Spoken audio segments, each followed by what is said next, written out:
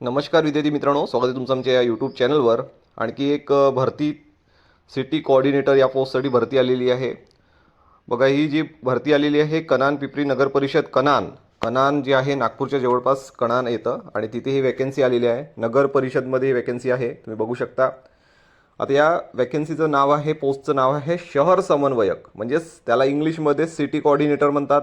जागा एकच आहे, सर्वच नगर परिषदमध्ये आलेल्या आहे, सर्व नगर परिषदमध्ये एक एक जागा आलेली आहे। ठीक आहे, प्रत्येक ॲड तुम्हाला मिळेल। त्याच्यासाठी तुम्ही टेलिग्राम चॅनल, आपलं जे टेलिग्राम चॅनल आहे व्हिडिओच्या खाली डिस्क्रिप्शन बॉक्समध्ये तुम्हाला त्याचं लिंक मिळेल, त्या टेलिग्राम चॅनलला जॉईन करा। तिथे प्रत्येक जिथे पण तुम्ही राहता त्या जवळपासच्या नगर परिषदमध्ये जागा आलेल्या आहे, प्रत्येक नगर परिषदमध्ये।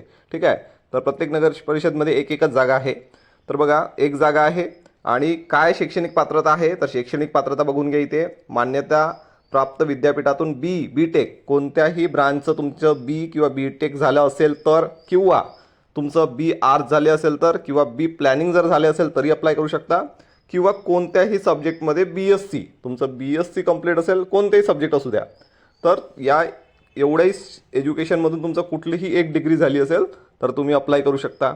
त्यानंतर वयोमर्यादा दिली आहे 35 वर्ष, 35 वर्षापर्यंत तुमचं वय असेल तर इथे तुम्ही अप्लाय करू शकता। आणि जर तुम्हाला कामाचा अनुभव असेल तर आणखी चांगलं होईल। ठीक आहे, त्यानंतर बघा, अनुभव स्थानिक स्वराज्य संस्था नागरिक कार्यालयाशी निगडित कामाचा 6 महिन्याचा अनुभव म्हटलेला आहे। जर तुम्हाला कामाचा 6 महिन्याचा कुठलाही अनुभव आहे तर तुम्ही अप्लाय करू शकता। सॅलरी, सर्वात महत्त्वाचा मुद्दा आहे तो सॅलरी। तर 45,000 रुपये तुम्हाला महिना सॅलरी मिळेल, 45,000 रुपये महिना सॅलरी मिळणार आहे। ठीक आहे, आता बघा लास्ट डेट कधी आहे फॉर्म भरायची ते सुद्धा बघून घ्या।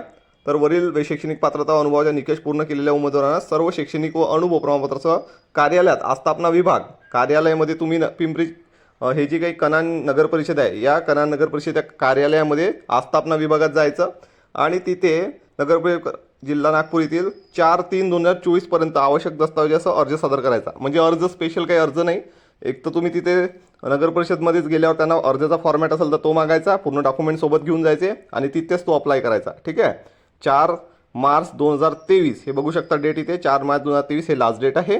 आणि तुमचे इंटरव्ह्यू होणार आहे, या पोस्टसाठी फक्त इंटरव्ह्यू आहे, लेखी पेपर होणार नाही आहे, इंटरव्ह्यू होणार आहे। इंटरव्ह्यू सुद्धा 6 ते 7 मार्चमध्येच होणार आहे, 6 ते 7 मार्चच्या दरम्यान तुमचे इंटरव्ह्यू होणार आहे। ठीक आहे, आता इंटरव्ह्यूमध्ये एक्झॅक्टली काय विचारलं जातं, शहर समन्वयक पोस्ट काय आहे, तुम्हाला त्याच्या संबंधित माहिती पाहिजे।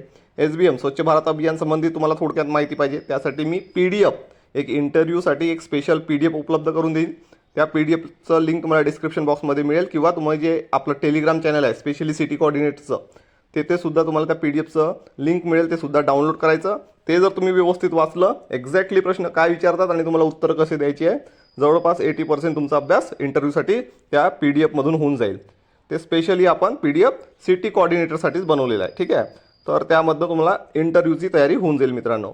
तर अशा प्रकारे संपूर्ण आहे, तुमची जर एलिजिबिलिटी व्यवस्थित असेल, तुम्ही जर तुमच्याकडे डिग्री असेल याच्यामधनं एक, तर तुम्ही अप्लाय करू शकता मित्रांनो। ठीक आहे, तर आजसाठी एवढंच। तुम्ही जर एलिजिबल असाल तर नक्की अप्लाय करा, चांगला चान्स आहे।